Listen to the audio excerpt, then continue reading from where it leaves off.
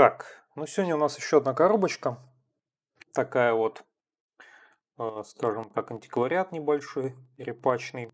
Фирма Моделист, ударный вертолет. AH-64 Apache с гордой блямбой, то, что это перепак академической модели. Ну, как известно, моделисты это перепакеры. Они не созрели еще для своих моделей. Что изучение истории по киту дало, что 92 года академический действительно набор. В основном они много раз его сами как бы реновацию проводили, выпускали там что-то добавляли, какие-то меняли. Боксарт, кстати, тоже от академической какого-то выпуска. Соответственно, моделист даже свой боксарт не стал рисовать, просто использовал уже готовый. На боксарте мы видим, собственно, ударный вертолет двухместный.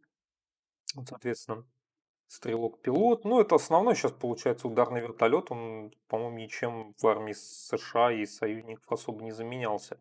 И, видимо, пострадавшие, так сказать, от его огня танки Т-72, видимо, тут брошенные, судя по всему, экипажем, возможно, даже уже разбежавшимся в ужасе. Так, 48-й масштаб, да, чем меня, собственно, нарисовал, довольно крупный масштаб, да, для авиации, да, там чаще, наверное, 72-й попадается. Ну и академический все-таки пластик, он, наверное, плюс-минус должен быть хороший. Что мы еще на коробке видим? Что на боковиках мы видим, что также моделист выпускает у нас MH6, там Hughes 500D, но это, скорее всего, один и тот же пластик, просто, видимо, ну, или похожий пластик, просто разные вариации. По-моему, тоже Академия, но я точно не помню. Little Bird так называемые. И вот, кстати, интересный набор, который никогда вживую мне не попадался. У них F-117 Stealth. Никогда не видел в продаже моделистского набора, но, судя по всему, он, видимо, существовал. Ну, тут у нас по количеству, по-моему, деталей ничего у нас не сказано. По размеру модели тоже ничего не написано. Так что, видимо, будем смотреть внутри. Модель изготовлена на оснастке фирмы Academy Plastic Model Co. Корея. Заглянем внутрь. Что у нас там? Так, ну тут у нас стандартная моделистская коробочка с такая вот с верхним открытием, красивая. Сразу находим здесь у нас инструкцию. Ну, перепакованные, скажем так, инструкции, конечно, моделисты это обычно отдельный прикол. Ну, тут довольно большая справка, я так понимаю, справка на русском языке историческая, это, наверное, то, что моделист сам делает. Штурмовых действий, Вьетнамской войны, кстати, да, тогда тяжелых вертолетов. В 1975 году, значит, сделали Apache. Но я не буду, конечно, все зачитывать, тут, в принципе, довольно все, наверное, интересно. General Electric движки, два человека экипаж. Пошла сама инструкция, довольно-таки мелкая. Ну, видно, что, собственно, она сделана на основе исходной инструкции Академии. Но, в принципе, она хотя бы вроде достаточно читаемая, то есть не замылилась. Но так как, в принципе, исходной модели инструкцию от Академии можно найти, я бы лучше, честно говоря, ее бы скачал и в PDF-ке в каком-то виде скана смотрел, потому что моделист, он как бы по опыту известно, что при копировании чужих инструкций они могут тупо затереть какую-то часть инструкции или выкинуть. Так что, ну, типа такое. Э, Ну, тут у нас как бы стандартно, что сразу в инструкции идет окраска некоторых деталей, нарисовано, что подвижные части там должны мы не клеить. Про декали не знаю, вроде не написано. На декали надо будет посмотреть, есть там приборные панели или что там вообще. Написано, как склеивать винт, чтобы он типа вращался. А, Собственно, сборка, так понимаю, движков. Уже сборка корпуса идет у нас здесь. М, Пусковых устройств Stinger. Тут, видимо, вот несколько вариантов вооружения есть. То есть даже разные можно наборы делать. Понимаю. Со Стингером и с Стингер это, видимо, вот эти две трубы нарисованы на схеме самые правые. И без, как бы, так, что у нас здесь? В принципе, шагов очень мало в инструкции, всего получается Ты странно сейчас только обратил девятый шаг почему-то в середине. Ну да ладно, всего 9 шагов. И, собственно, ну, довольно мелко все, то есть на бумаге, видимо, тоже экономили как могли, поэтому такое. Все-таки, наверное, я бы, честно говоря, предпочел смотреть скан исходной инструкции. Реально смотреть особо нечего. На последнем листе идет схема окраски, тоже скопированная, конечно, никакого цвета, ничего тут нет. Ну, там как бы основной цвет у него темно-зеленый, по-моему, по крайней мере, в армии США, а тут даны только на армии США варианты, без какой-то привязки к какому-то подразделению. То есть просто все в оливковое окрашивается, ну, плюс всякая мелочевка, и тут схема декали, видимо, в какие-то другие цвета. Так, можно перейти сразу к пластику, которого тоже, в принципе, не очень много.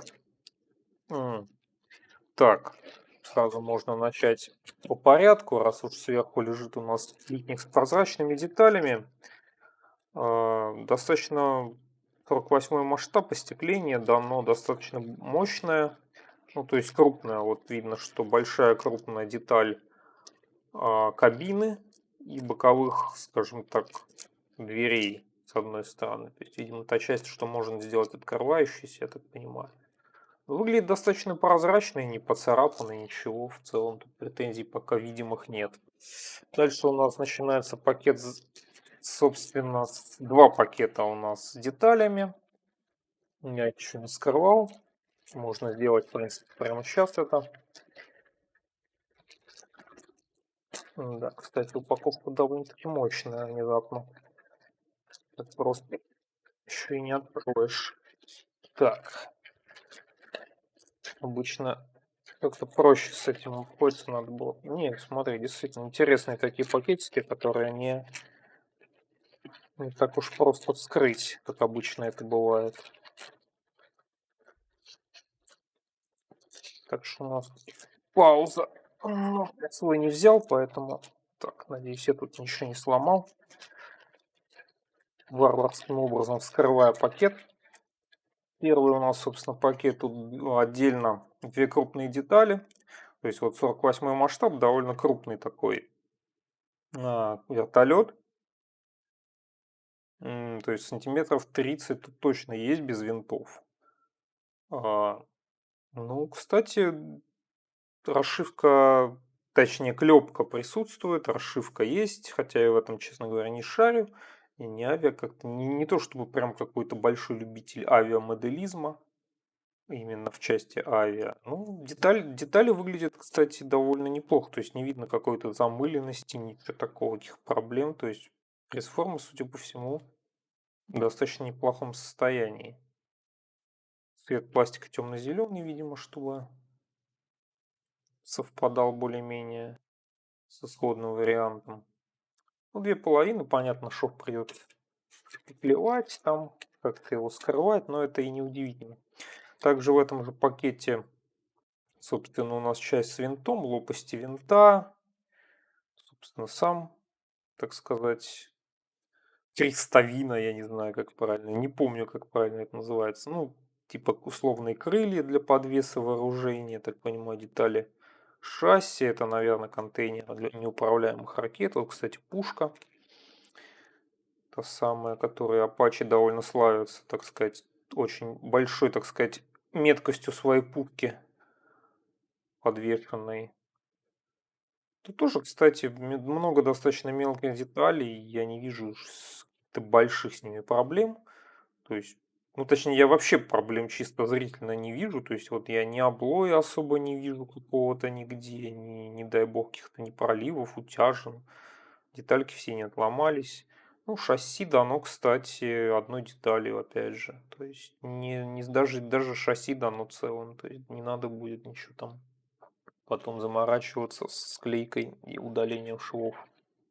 Так, перейдем по Так, перейдем сразу ко второму пакету и к первому маленькому литнику, которому у нас, судя по всему, детали движков, здоровая блямба, видимо, с радиолокационным каким-то оборудованием, которое поверх винта крепится из двух половин.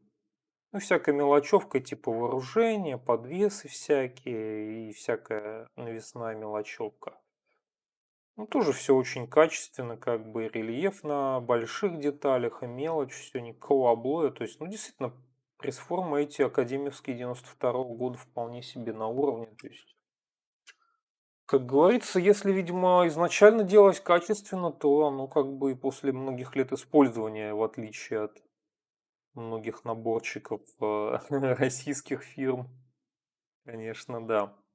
Оно как бы говорит само за себя, то есть не зря те же самые томиевские наборы, которых там, блин, 70-х годов каких-нибудь, блин, выпуска, они до сих пор их продолжают лить, и они, в принципе, приемлемого качества. Так, ну и последний коротколетник с крупными, ну как сказать, с крупными, частично помельче деталями.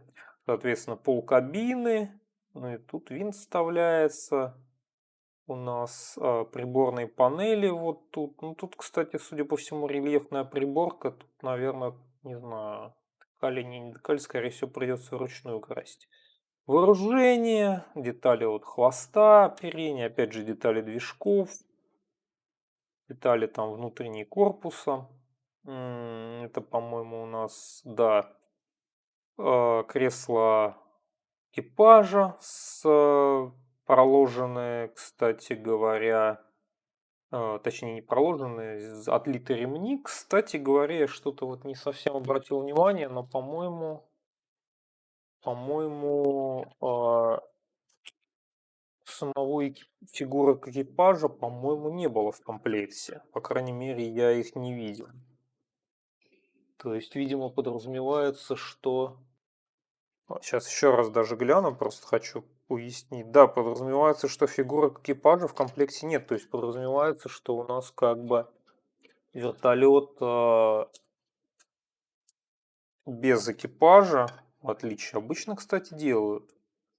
То есть, поэтому, кстати, есть и ремни. Соответственно, тут какую-то диораму с летящим, атакующим вертолетом Apache, наверное, сделать без какого-то доп. Закупки фигурок не получится. Но опять же, все то же самое, то есть выглядит все очень качественно, красиво, прикольно, без облоя, без каких-либо видимых таких глазу проблем. Ну, то есть реально, блин, 90-го года пресс-формы очень живые. Так что нашлепка Академия на коробке, она в принципе, наверное, тут играет даже, чтобы, собственно, ее не показать. И, собственно, последнее, что есть в коробке, то есть лежит отдельно, ни в каком-то пакетике, ни в чем. Листочек декалей, который вот у нас написано, ну, декаль, кстати, с русской маркировкой, то есть, видимо, ее моделист как-то заказывал, изготавливал отдельно, сам. То есть это не академическая, судя по всему. Ну, тут достаточно надписи United States Army на разных цветов. Небольшое количество, кстати, технической информации. На самом деле это очень мизерное даже, я бы сказал, потому что если учесть, что вертолет 48-го масштаба, да, я уж, конечно, не особо шарю там, как в штатовской армии, сколько там технички наносят, но скорее всего, в аналогичных моделях, там, не знаю, по Ми-24 звезды, там, скорее всего, технички просто дофига. Ну, тут вот еще вот не видно в отсвете, там еще оскал такой можно наклеить, сделать, который, собственно, по-моему, был на бокс-арте. Ну, очень мало технички, но меня это даже радует, потому что, вот, честно говорить, огромное количество технички, блин, на всю эту авиатехнику клеить, блин, это, ну, такое удовольствие. Ну, все очень лаконично, прям по минимуму. Так что, в общем, перепак оставляет пока достаточно приятные такие ощущения. В том плане, что очень живым выглядит пластик и хорошо сохранившиеся, судя по всему, пресс-формы. Тут, кстати, оскала нет, на бокс-арте не видно, но его можно наклеить. Так что, в принципе, перепак довольно-таки годный. 48 масштаб, то есть такой можно здоровый такой достаточно вертолет слепить из всего этого. Я думаю, должно получиться неплохо в итоге. Ну, а на этом все. Всем пока.